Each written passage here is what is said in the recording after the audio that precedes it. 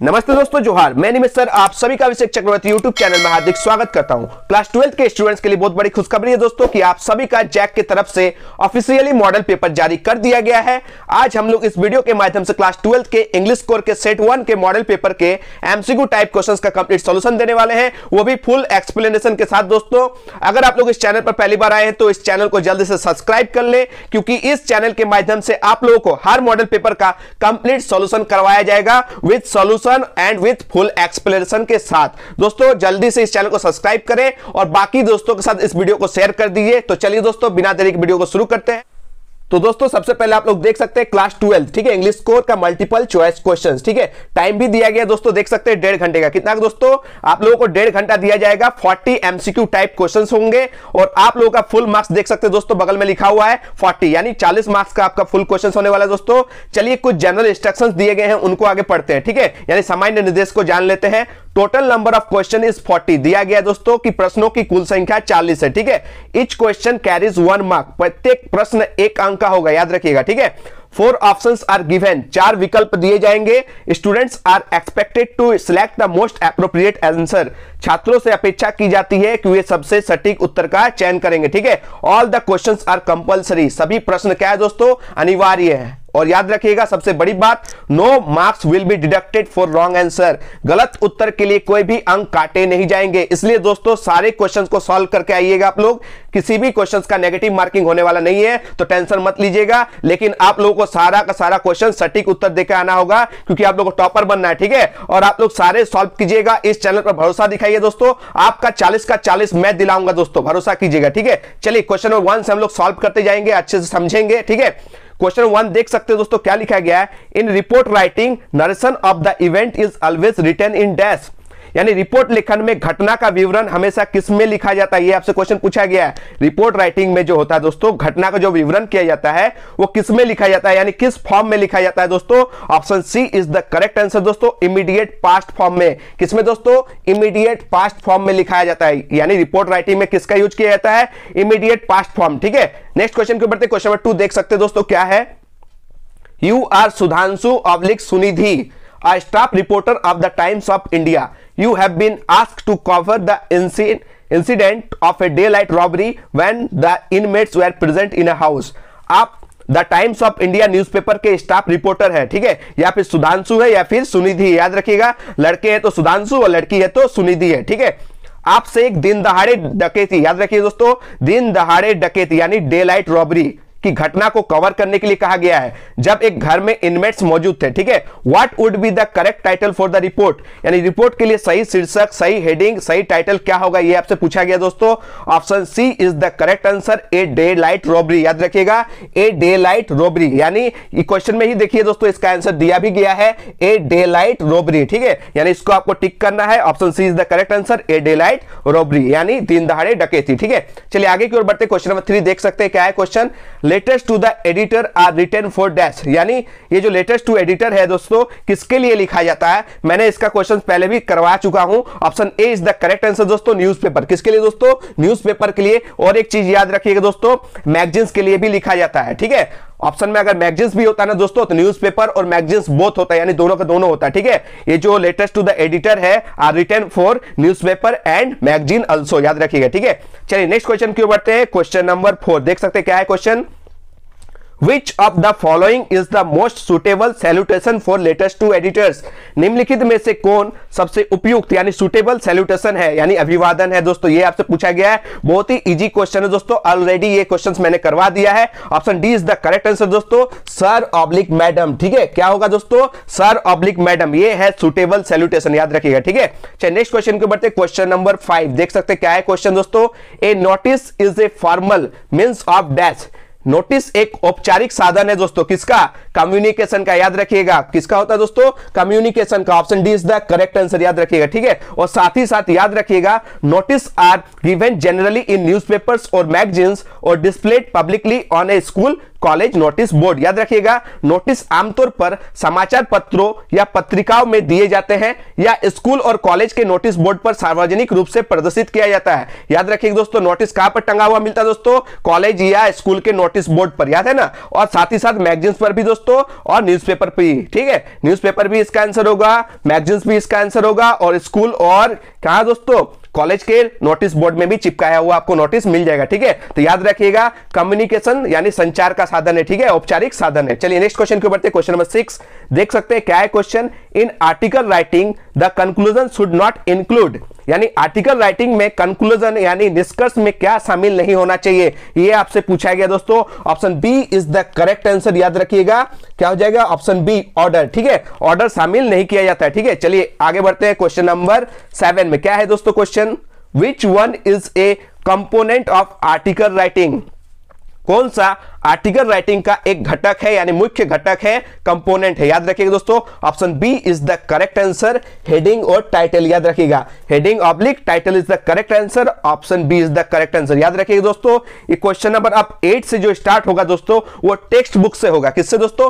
Text book. और text book आप लोग का कितना है दोस्तों? 2 टाइप का टेक्स्ट बुक है, एक फ्लैमिंगो और विस्टास। यानी क्वेश्चन 8 से लेकर लास्ट तक दोस्तों आप लोग का टेक्स्ट बुक से क्वेश्चन पूछा गया। ठीक है, चलिए क्वेश्चन की ओर बढ़ते हैं। क्वेश्चन नंबर 8 देख सकते हैं क्या है question. Which country was defeated in the Franco-Prussian War? यह क्वेश्चन मैं ऑलरेडी करवा चुका हूं द लास्ट लेसन चैप्टर से। यह क्वेश्चन पूछा गया दोस्तों, जिसका already top 20 important MCQ type questions करवा चुका हूं। क्वेश्चन नंबर 5 में यह क्वेश्चन बताया गया दोस्तों, आप लोग देख सकते हैं। 100% अगर बिलीव नहीं होता है तो आप लोग जाकर देख भी सकते हैं। ठीक है, यह क्वेश्चन मैंने करवा चुका हूं। ठीक है, क्वेश्चन पूछा गया है कि फ्रैंको पर्सियन युद्ध में किस देश की हार हुई थी, यह पूछा गया है। किस वार का नाम है दोस्तों? फ्रैंको पर्सियन वार। ये जो वार हुआ दोस्तों, इस वार में किस देश की हार हुई है, ये आपसे पूछा गया है। यानी option A is the correct answer दोस्तों, फ्रांस देश की। ठीक है, option A is the correct answer, France. ठीक है, आप लोग कमेंट में बताइए किस देश की जीत हुई थी। ठीक है, माने इस फ्रैंको पर्सियन वार में किस देश की हार हुई थी, ये पूछा गया। मैं आपसे पूछता हूं कि किस देश की जीत हुई थी, आप लोग कमेंट में बताइएगा। और साथ ही साथ बताइएगा फ्रैंको पर्सियन वार कब से कब तक चला था, ये आपसे बताना है दोस्तों आप लोगों को। ठीक है, कमेंट में कि फ्रैंको पर्सियन वार कब से कब तक चला था, और इस लेसन के ऑथर यानी लेखक का नाम भी आप लोग कमेंट में बताइएगा जरूर। ठीक है, और इस स्टोरी में एक शिक्षक के बारे में बताया गया है, उस शिक्षक का नाम भी आप लोग बताइएगा। और वो शिक्षक कितने सालों से एक ही स्कूल में पढ़ाते थे, ये भी आप लोगों को कमेंट में बताना है। और वो शिक्षक जो थे वो कौन सा लैंग्वेज पढ़ाया करते थे स्कूल में, वो भी आप लोगों को कमेंट में बताना है। ठीक है, और जो भी स्टूडेंट्स इन क्वेश्चंस का आंसर नहीं दे पा रहे हैं, वो इस वीडियो के बाद इस चैनल के प्लेलिस्ट में जाकर बाकी वीडियोस को देखिएगा, क्योंकि इस चैनल में चैप्टर वाइज तैयारी करवाया जा रहा है। ठीक है, एकदम दोस्तों याद रखिएगा, इंग्लिश में 40 का 40 टारगेट बना के चल रहे दोस्तों, और ये 40 का 40 मेरे द्वारा आप लोगों को करवाया जाएगा। आप लोग 40 का 40 मार्क्स लेकर आएंगे एग्जाम में, ये मेरा वादा है दोस्तों आप लोगों से। ठीक है, बस आप लोग इस चैनल पर भरोसा दिलाइए और सपोर्ट कीजिए। ठीक है, चलिए नेक्स्ट क्वेश्चन के बढ़ते हैं। क्वेश्चन नंबर 9 देख सकते हैं क्या है question. The rag pickers have no identity but they have dash. ठीक है, यानी यह क्वेश्चन में भी ऑलरेडी मैं करवा चुका हूं दोस्तों, याद रखिएगा। बिलीव नहीं होता है तो प्लेलिस्ट में जाकर देख सकते हैं। लॉस्ट स्प्रिंग वाले चैप्टर के टॉप 20 इंपॉर्टेंट क्वेश्चंस के क्वेश्चन नंबर 7 में सेम टू सेम वही क्वेश्चन छपा है दोस्तों, याद रखिएगा। जाकर आप लोग देख लीजिए, बिलीव नहीं हो रहा था। ठीक है, option C is the correct answer दोस्तों। राशन कार्ड क्या हो जाएगा? Ration card. Option C is the correct answer. ठीक है, रैक पिकर्स यानी कचरा चुनने वाले के पास कोई आइडेंटिटी यानी पहचान नहीं है, लेकिन उन लोगों के पास क्या है दोस्तों? राशन कार्ड है। ठीक है, और वास्तव में ये लोग कहां से आए थे और कब आए थे, आप लोग बताना दोस्तों। ये जो रैक पिकर्स है दोस्तों, ये सब कहां रहते हैं और वास्तव में ये लोग कहां से उठकर आए हैं और कब आए हैं, आप लोगों को कमेंट बॉक्स में बताना। ठीक है, चलिए दोस्तों क्वेश्चन नंबर 10 की ओर बढ़ते हैं, जो बहुत ही ज्यादा इंपॉर्टेंट क्वेश्चन है। How old was Douglas when he went to the California beach? Douglas कितने साल का था जब वो कैलिफोर्निया बीच गए थे? ये भी क्वेश्चन दोस्तों मैं ऑलरेडी करवा चुका हूं चैप्टर 3 डीप वाटर के टॉप 20 इंपॉर्टेंट क्वेश्चन में। ठीक है, क्वेश्चन नंबर 5 में देख लीजिएगा, ये क्वेश्चन मैं करवा चुका हूं। ठीक है, option C is the correct answer दोस्तों, 3 और 4। याद रखिएगा, option C is the correct answer, 3 और 4। जब डगलस 3 और 4 साल के थे तो उसके पिता के साथ वो कैलिफोर्निया बीच गया था और पानी में डूब गया था एक वेव यानी लहर की वजह से। ठीक है, और तब से वो पानी से डरता है, तब से वो पानी से घिरना भी करता है। ठीक है, नेक्स्ट क्वेश्चन के बढ़ते, क्वेश्चन नंबर 11 देख सकते हैं क्या है क्वेश्चन दोस्तों। Douglas had an aversion towards dates. Douglas को किसके प्रति घृणा थी, किसके प्रति डर थी दोस्तों, ये आपसे क्वेश्चन पूछा गया है। ये क्वेश्चन भी मैं करवा चुका हूं दोस्तों। डगलस को एक चीज से घृणा थी, एक चीज से डर था दोस्तों, वो था फियर ऑफ वाटर, यानी वाटर से। ठीक है, option C is the correct answer दोस्तों, फियर ऑफ वाटर। ठीक है, इसलिए इस चैप्टर का नाम भी तो रखा गया है डीप वाटर। तो जब वाटर याद रखिएगा तो इस चैप्टर में क्या हो जाएगा, ऑप्शन में वाटर हो जाएगा। ठीक है, डगलस को वाटर से डर था। ठीक है, चलिए नेक्स्ट क्वेश्चन को बढ़ते। क्वेश्चन नंबर 12 देख सकते हैं क्या है question. In peddlers view what does the world look like.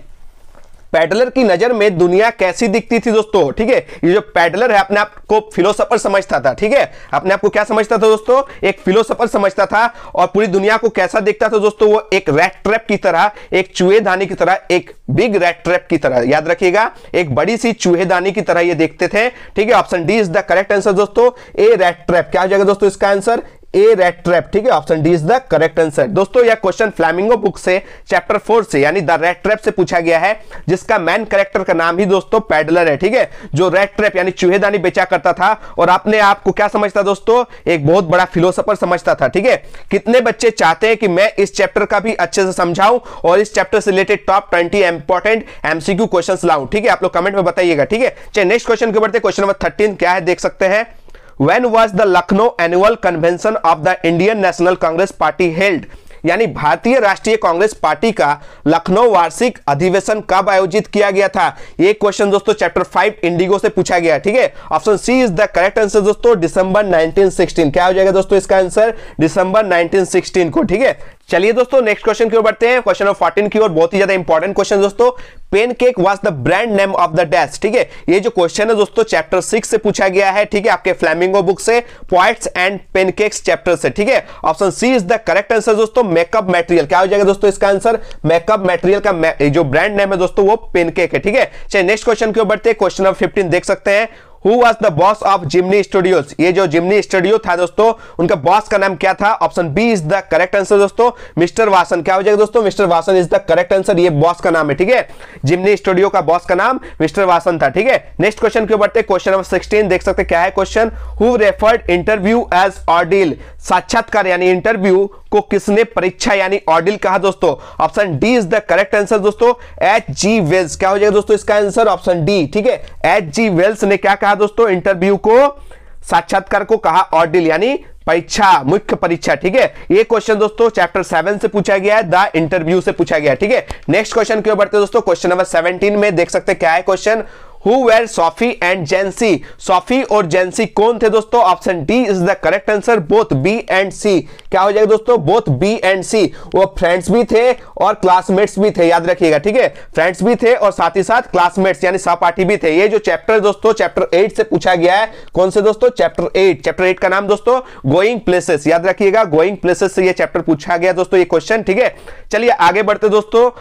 Read the given extract and answer the questions from 18 to 20। दिए गए पंक्ति को पढ़िए और 18 से 20 तक के प्रश्नों के उत्तर दीजिए। ठीक है, देख सकते हैं पंक्ति में क्या क्या लिखा गया, एक एक लाइन को अच्छे से समझेंगे। ठीक है, और आगे बताएंगे कि ये किस पोएम से लिया गया, इनके कवि का नाम क्या है। ठीक है, चलिए आगे लाइन को अच्छे से समझते हैं। ठीक है, fisherman in the cold sea would not harm whales. ठीक है, मतलब दोस्तों ठंडे समुद्र में मछुआरे हेल मछलियों को कोई हार्म यानी नुकसान नहीं पहुंचाएंगे।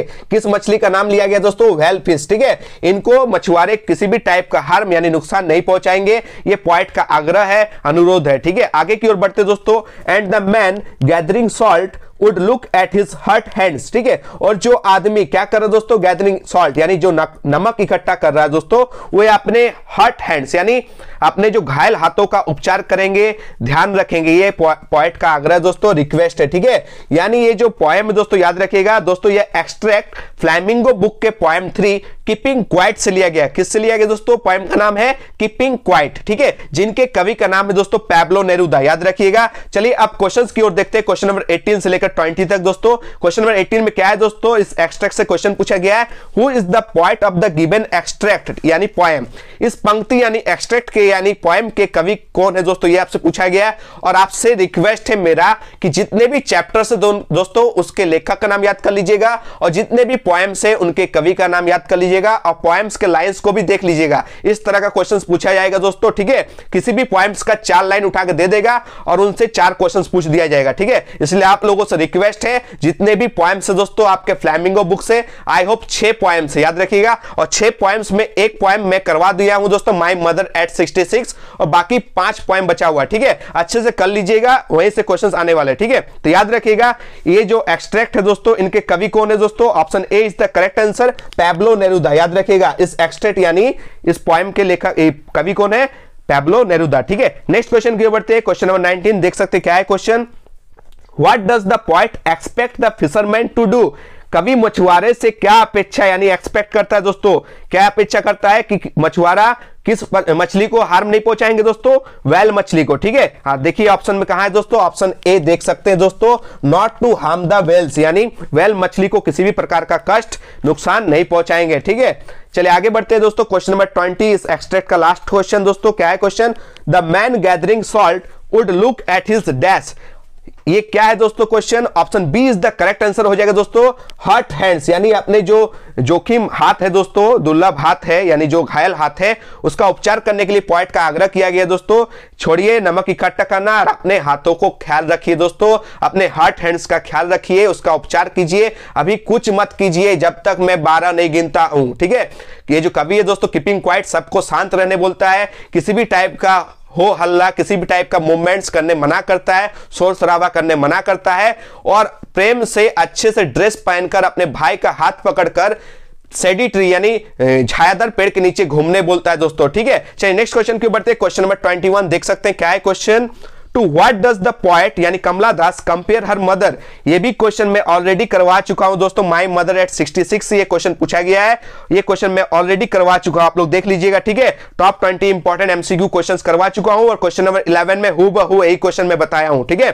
तो option B is the correct answer दोस्तों, लेट विंटर्स मून से कंपेयर किया गया उसके मम्मी का, ठीक है। याद रखिएगा क्या हो जाएगा इसका आंसर, लेट विंटर्स मून, यानी देर से जाड़े की चांद की तरह। क्यों किया गया दोस्तों, क्योंकि उनका मम्मी का जो चेहरा दोस्तों किसी भी टाइप का चमक नहीं है, किसी भी टाइप का पावर नहीं है और जाड़े का जो चांद होता है दोस्तों उसमें भी किसी टाइप की चमक नहीं होती है। That's why the poet compare his mother to the late winter's moon, याद रखिएगा, ठीक है। नेक्स्ट क्वेश्चन की ओर बढ़ते हैं, क्वेश्चन नंबर 22 देख सकते हैं क्या है question. The poem an elementary school classroom in a slum deal with the themes of dash, ठीक है। यानी इस पोएम का जो थीम है दोस्तों, विषय है, वो क्या है दोस्तों, याद रखिएगा option A is the correct answer. याद रखिएगा बहुत ही इंपॉर्टेंट थीम है दोस्तों और ये इंपॉर्टेंट पोएम भी है, ठीक है। कहां का स्कूल है दोस्तों, स्लम का स्कूल है, एन एलिमेंट्री स्कूल है, ठीक है। यहां का जो थीम रखा गया दोस्तों इस पोएम का, याद रखिएगा सोशल इनजस्टिस यानी सामाजिक अन्याय और क्लास इनइक्वालिटीज यानी वर्ग में असमानता है, याद रखिएगा, ठीक है। Option A is the correct answer, social injustice and class inequalities. चलिए आगे की ओर बढ़ते, क्वेश्चन नंबर 23 देख सकते हैं क्या है question. What makes the mid forest brake rich, यानी a thing of beauty poem से ये क्वेश्चन को उठा के लाया गया है। जंगल के बीच उगी हुई झाड़ियां को कौन शानदार बनाता है दोस्तों, कौन सा फूल इस जंगल की झाड़ियां को शानदार बनाता है। Option B is the correct answer दोस्तों, मस्क रोजेज यानी खिलता हुआ कस्तूरी गुलाब, ठीक है। याद रखिएगा musk roses is the correct answer, option B is the correct answer. कस्तूरी गुलाब दोस्तों जंगल के बीच उगी हुई झाड़ियों को एकदम शानदार बनाता है, खूबसूरत बनाता है दोस्तों। ए थिंग ऑफ ब्यूटी से इस पोएम से क्वेश्चन पूछा गया दोस्तों। चलिए आगे की ओर बढ़ते हैं, क्वेश्चन नंबर 24 क्या है क्वेश्चन देख सकते हैं। What was offered for sale at the roadside stand, ठीक है। ये दोस्तों ए रोड साइड स्टैंड पोएम से क्वेश्चन पूछा गया दोस्तों, ठीक है। सड़क के किनारे बिक्री के लिए क्या पेशकश की गई दोस्तों, ये आपसे पूछा गया है। Option C is the correct answer दोस्तों, ठीक है। बोथ ए एंड बी दोनों, ठीक है। ऑप्शन ए भी सही है, वाइल्ड बेरीज यानी दोस्तों जंगली रासफल यानी जामुन, ठीक है। और दूसरा दोस्तों क्या है, गोल्डन स्क्वैश यानी सुनहरी काशी फल। ये दोनों का दोनों दोस्तों प्रोवाइड किया जाता है, पेश किया जाता है, सेल किया जाता है कहां पे दोस्तों, ए रोड साइड स्टैंड के द्वारा, ठीक है। चले आगे की ओर बढ़ते, क्वेश्चन नंबर 25 क्या है क्वेश्चन देख सकते हैं। What are Aunt Jennifer's tigers doing? Aunt Jennifer's के जो बाघ है दोस्तों वो क्या कर रहे हैं। Option C is the correct answer दोस्तों, जंपिंग अक्रॉस अ स्क्रीन। क्या हो जाएगा दोस्तों, option C is the correct answer, jumping across a screen. जो Aunt Jennifer's के जो दोस्तों बाघ है, टाइगर्स है, वो एक दीवार के ऊपर से आगे की ओर छलांग लगा रहे हैं, याद रखिएगा, एक दीवार के ऊपर से आगे की ओर छलांग लगा रहे हैं, ठीक है। चलिए नेक्स्ट क्वेश्चन की ओर बढ़ते हैं। क्वेश्चन नंबर 26 क्या है दोस्तों? Question, Who offered shelter to the peddler? Peddler को आश्रय किसने दिया दोस्तों? याद रखिएगा, पैडलर को आश्रय किसने दिया था दोस्तों? ओल्ड क्रॉफ्टर ने। किसने दोस्तों? ओल्ड क्रॉफ्टर ने। Option D is the correct answer. ये ओल्ड क्रॉफ्टर जो है दोस्तों पैडलर को आश्रय भी देता है और बाद में ये पैडलर क्या करता है दोस्तों? ओल्ड क्रॉफ्टर को लूट लेता है, ठीक है, उनका सारा पैसा लूट कर चला जाता है। ये है इस स्टोरी का बेसिक दोस्तों, याद रखिएगा। और इस स्टोरी में बताया गया भी दोस्तों कि अच्छा गुण से किसी का भी स्वभाव को चेंज किया जा सकता है, ठीक है। आगे मैं डीपली पढ़ाऊंगा, ठीक है। आप लोग कमेंट में बताइए दोस्तों, अच्छा लग रहा है ये सेशन आप लोग को? आप लोग कमेंट में जरूर बताइए, ठीक है। और क्या आप लोग चाहते हैं कि इंग्लिश का तैयारी इस चैनल के माध्यम से धाकड़ तरीके से करवाया जाए? आप लोग कमेंट में जरूर बताइएगा, ठीक है। चलिए नेक्स्ट क्वेश्चन की ओर बढ़ते हैं। क्वेश्चन नंबर 27 देख सकते हैं क्या है question. Who had sent the first day cover? यानी फर्स्ट डे कवर किसने भेजा था दोस्तों? Option D is the correct answer दोस्तों, सैम। कौन दोस्तों? सैम, याद रखिएगा, ठीक है। ये सैम जो है दोस्तों चार्ली का बेस्ट फ्रेंड था, साइक्लिस्ट फ्रेंड था, याद रखिएगा। चलिए आगे की ओर बढ़ते हैं। क्वेश्चन नंबर 28 क्या है क्वेश्चन? देख सकते हैं। Who was Charles wife? Charlie की पत्नी कौन थी दोस्तों? ये जो 27 और 28 क्वेश्चन देख रहे हैं दोस्तों, ये विस्टास के फर्स्ट चैप्टर यानी द थर्ड लेवल से पूछा गया दोस्तों, याद रखिएगा। ये जो चार्ली का पत्नी था दोस्तों वो लुइजा था। कौन था दोस्तों? Louisa. Option B is the correct answer, Louisa, ठीक है। चलिए नेक्स्ट क्वेश्चन के ऊपर 29 क्या है क्वेश्चन? देख सकते हैं। Who was yummy? क्या है क्वेश्चन दोस्तों? Who was yummy? यम्मी कौन थी दोस्तों? एक सर्वेंट थी दोस्तों, एक नौकर थी। किनके दोस्तों? डॉक्टर सैडो के। ये डॉक्टर सैडो दोस्तों याद रखिएगा, द एनिमी चैप्टर से ये क्वेश्चन पूछा गया है। कहां से पूछा गया दोस्तों? द एनिमी, विस्टास के चैप्टर है दोस्तों, याद रखिएगा, द एनिमी चैप्टर से लिया गया, जिनके मुख्य कैरेक्टर का नाम है डॉक्टर सैडो, जो एक जापानीज डॉक्टर थे और उन्हीं का एक सर्वेंट था दोस्तों, यम्मी, याद रखिएगा। Option B is the correct answer दोस्तों, आ सर्वेंट यानी एक नौकर थे, याद रखिएगा, ठीक है। चलिए नेक्स्ट क्वेश्चन की ओर बढ़ते हैं। क्वेश्चन नंबर 30 क्या है question? Who are described as enemies to each other in the story The Tiger King? ठीक है, यानी द टाइगर किंग स्टोरी में किसे एक दूसरे का दुश्मन बताया गया दोस्तों? बहुत ही इंटरेस्टिंग स्टोरी है और मेरा फेवरेट स्टोरी है, ठीक है, याद रखिएगा। Option B is the correct answer, bull and tiger को, याद रखिएगा। सांड और बाघ को क्या कहा गया दोस्तों? एक दूसरे का दुश्मन, ठीक है। ऑप्शन बी जो है दोस्तों करेक्ट हो जाएगा, बुल एंड टाइगर, यानी सांड और बाघ को एक दूसरे का दुश्मन बताया गया। और ये जो महाराजा है दोस्तों, ये जो किंग है, प्रिंस, ये बुल के टाइम में जन्म ले लिया है, इसलिए इनकी जो मृत्यु होगी एक बाघ से होगी, ऐसा एस्ट्रोलॉजर प्रेडिक्ट करते हैं, भविष्यवाणी करते हैं, ठीक है। और ये जो राजा है दोस्तों, ये जैसे ही राजा बनते हैं बाघ मारने निकल जाते हैं, ठीक है, और कैसे भी करके 70 बाघ मारते हैं और सारे बाघ इनके जो क्षेत्र से गायब हो जाते हैं। तो एक ऐसा जगह शादी करते हैं जहां बाघों की संख्या ज्यादा हो, लेकिन 99 बाघ ही मार सकते हैं। उसके बाद एक बाघ को जू से लाया जाता है और किसी तरह मारते, लेकिन वो भी बाघ मरता नहीं है राजा के द्वारा, ठीक है। लास्ट में इसकी मृत्यु एक वुडन बाघ से हो जाती है, लकड़ी के बाघ से हो जाती है। गजब का स्टोरी, मस्त स्टोरी, ठीक है, आगे मैं बताऊंगा जरूर। चलिए नेक्स्ट क्वेश्चन की ओर बढ़ते हैं। क्वेश्चन नंबर 31 क्या है question? Who was doctor shadow? ठीक है, ये जो एनिमी चैप्टर है ना दोस्तों, द एनिमी चैप्टर के मुख्य कैरेक्टर है दोस्तों डॉक्टर सैडो, जो क्या थे दोस्तों? एक जापानीज डॉक्टर थे, याद रखिएगा, एक जापानीज डॉक्टर थे, ठीक है। चलिए नेक्स्ट क्वेश्चन के बढ़ते हैं। क्वेश्चन नंबर 32 क्वेश्चन क्या है दोस्तों? The name of the program that takes high school student to the end of the earth is dash. High school के छात्रों को पृथ्वी के अंत तक ले जाने वाले कार्यक्रम का नाम क्या है दोस्तों? याद रखिएगा, option D is the correct answer. बहुत ही इंपॉर्टेंट क्वेश्चन है दोस्तों, एकदम ये क्वेश्चन आ सकता है आपके एग्जाम में, याद रखिएगा, option D is the correct answer. Students on ice, program का नाम क्या था दोस्तों? Students on ice. ये जो दोस्तों विस्टास चैप्टर जो है दोस्तों, विस्टास बुक है, उसके chapter 3 journey to the end of the earth से ये क्वेश्चन पूछा गया है। बहुत ही इंटरेस्टिंग स्टोरी है दोस्तों, याद रखिएगा, अंटार्कटिका का स्टोरी है, याद रखिएगा, कहां दोस्तों? अंटार्कटिका के बारे में, ठीक है, अंटार्कटिका महाद्वीप के बारे में इस स्टोरी में बताया गया है। चलिए नेक्स्ट क्वेश्चन के बढ़ते हैं। क्वेश्चन नंबर 33 क्या है क्वेश्चन? देख सकते हैं आप लोग। How many time zones did the writer cross during the journey to the Antarctica? Antarctica की यात्रा के दौरान ये जो लेखक है कितने टाइम जोन्स को पार किया था दोस्तों? दोस्तों मॉडल सेट के आंसर सीट में इस क्वेश्चन का आंसर 100% गलत दिया गया है। आप लोग बिलीव कीजिए दोस्तों, टेक्स्ट बुक पढ़ लीजिएगा। मॉडल सेट जो है दोस्तों, जैक के ऑफिशियल मॉडल सेट में आंसर सीट में इस क्वेश्चन का आंसर 100% गलत है दोस्तों, याद रखिए, मेरा यकीन मानिए। आप लोग जब पढ़िएगा तो आप लोग खुद गलत साबित कर दीजिएगा, ठीक है। इसका सही आंसर हो जाएगा दोस्तों, option D is the correct answer, याद रखिएगा, option D is the correct answer. 9 time zones, याद रखिएगा, 9 टाइम जोन्स को पार किया था, ठीक है। थोड़ा सा मैं हेल्प कर देता हूं दोस्तों, 6 चेक पॉइंट्स को पार किया था, याद रखिएगा। ये जो लेखक दोस्तों 9 टाइम जोन्स पार किया था, 6 चेक पॉइंट्स पार किया था, 3 बॉडीज ऑफ वाटर पार किया था और एटलीस्ट 3 इकोस्फीयर्स को भी पार किया था यहां तक पहुंचने के लिए। ठीक है, तो याद रखिएगा टाइम जोन्स पूछा गया आपसे, और टाइम जोन्स कितना दोस्तों 9 टाइम जोन्स को पार करके अंटार्कटिका पहुंचा था। ठीक है, और चेक पॉइंट्स का बात करें तो 6 चेक पॉइंट्स पार किया था, और यदि बॉडीज ऑफ वाटर पूछे तो 3 बॉडीज ऑफ वाटर पार किया था, और इकोस्फीयर पूछे आपसे तो 3 इकोस्फीयर को भी पार किया गया था। ठीक है, यहां पर टाइम जोन्स पूछा है तो 100% बिलीव कीजिए 9 टाइम जोन्स होगा। ठीक है, ये जो क्वेश्चन है दोस्तों इसका आंसर शीट में, जैक के ऑफिशियल आंसर शीट में इस क्वेश्चन को गलत बताया गया है, 100% प्रूव कर सकता हूं। ठीक है दोस्तों, चलिए नेक्स्ट क्वेश्चन की ओर बढ़ते हैं। क्वेश्चन नंबर 34 देख सकते हैं क्या है question, let tigers be aware. ठीक है, हु सेड दिस, ये जो लेट टाइगर्स बी अवेयर कहा गया दोस्तों, ये किसने कहा, ये आपसे क्वेश्चन पूछा गया है। मेरा फेवरेट स्टोरी दोस्तों द टाइगर किंग से ये क्वेश्चन पूछा गया है। Option B is the correct answer दोस्तों, द प्रिंस जंग बहादुर। कौन दोस्तों, द प्रिंस जंग बहादुर। ये बाद में क्या नाम से फेमस हो गया दोस्तों, द टाइगर किंग के नाम से। क्यों, क्योंकि इनका जीवन का एकमात्र लक्ष्य था 100 टाइगर्स को किल करना। ठीक है, इसलिए इसका नाम क्या पड़ गया था, द टाइगर किंग। ठीक है, चलिए नेक्स्ट क्वेश्चन की ओर बढ़ते हैं। क्वेश्चन नंबर 35 क्या है क्वेश्चन देख सकते हैं, how many rings did the maharaja send to British officers good lady. ये भी द टाइगर किंग चैप्टर से क्वेश्चन पूछा गया दोस्तों।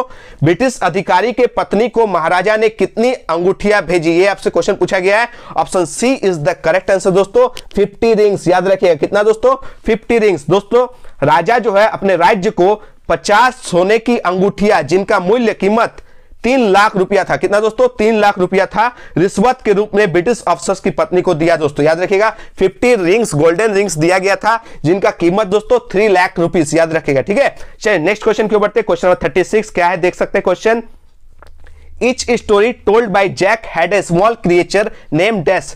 जैक के द्वारा बताई गई प्रत्येक कहानी में एक छोटा जीव होता था दोस्तों, जिसका शुरुआती नाम क्या होता था दोस्तों, याद रखिएगा। बहुत ही इंटरेस्टिंग स्टोरी ये भी है, शुड विजार्ड हिट मॉमी वाला चैप्टर है। ठीक है, बहुत ही इंटरेस्टिंग चैप्टर है, हमको बहुत पसंद है। ठीक है, option A is the correct answer दोस्तों, रोजर। क्या हो जाएगा दोस्तों, रोजर। ठीक है, बहुत ही अच्छा स्टोरी है। ठीक है दोस्तों, जो है दोस्तों जैक के बेटी का नाम है, यहां पर जो ऑप्शन में दिया गया है वो जैक की बेटी का नाम है। याद रखिएगा। ठीक है, और जैक की बेटी को जो कहानी सुनाया करता था तो हर स्टोरी में एक जीव का नाम होता था, वो स्टार्ट होता था दोस्तों रॉजर के नाम से। ठीक है दोस्तों, नेक्स्ट क्वेश्चन की ओर बढ़ते हैं। क्वेश्चन नंबर 37 बहुत ही इंपॉर्टेंट क्वेश्चन है, what do mister lamb make of crab apples. Mister lamb crab apples यानी जंगली सेबों से क्या बनाते हैं, ये आपसे क्वेश्चन पूछा गया दोस्तों।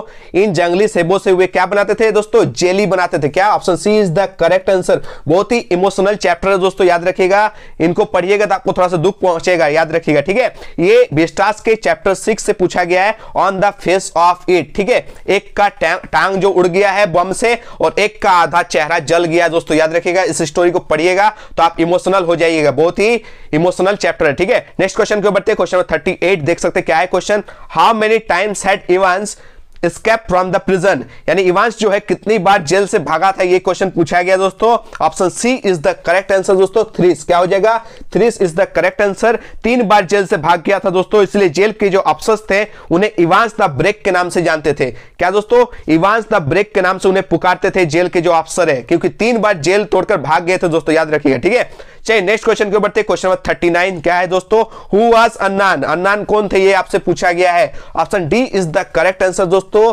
Bahamas Elder brother. याद रखिएगा, बामा का जो है दोस्तों बड़ा भाई था। ठीक है, चलिए नेक्स्ट क्वेश्चन और आज का अंतिम और लास्ट क्वेश्चन दोस्तों, क्वेश्चन नंबर 40 क्या है question, where did Jitkala Shah hide herself. Jitkala Shah अपने आप को, खुद को कहां छुपाया दोस्तों, क्योंकि इनका बाल काटने वाला था दोस्तों। याद रखिएगा, और अपने आप को बचाने के लिए दोस्तों कहां चली गई थी, कहां छिप गई थी, ये आपसे क्वेश्चन पूछा गया है। एकदम सही सोचिए दोस्तों, option C is the correct answer, under a bed यानी पलंग के नीचे। ठीक है, तो दोस्तों इस तरह से हम लोगों ने जैक की तरफ से क्लास 12 के इंग्लिश कोर के एमसीक्यू टाइप मॉडल सेट 1 को अच्छे से सॉल्व कर लिया, वो भी फुल एक्सप्लेनेशन के साथ। और एक क्वेश्चन जैक के थ्रू से ऑफिशियली आंसर शीट में गलत बताया गया था, वो भी मैंने बता दिया अच्छे से। ठीक है, अगर ये वीडियो आप लोगों को थोड़ी सी भी हेल्पफुल लगी तो प्लीज इस वीडियो को ज्यादा से ज्यादा दोस्तों के बीच शेयर करें, लाइक करें और कमेंट करें। और आप लोगों का डिमांड क्या है, आप लोग क्या क्या चाहते हैं, कमेंट बॉक्स में जरूर बताइएगा। ठीक है, तब तक के लिए दोस्तों धन्यवाद, जय हिंद, वंदे मातरम।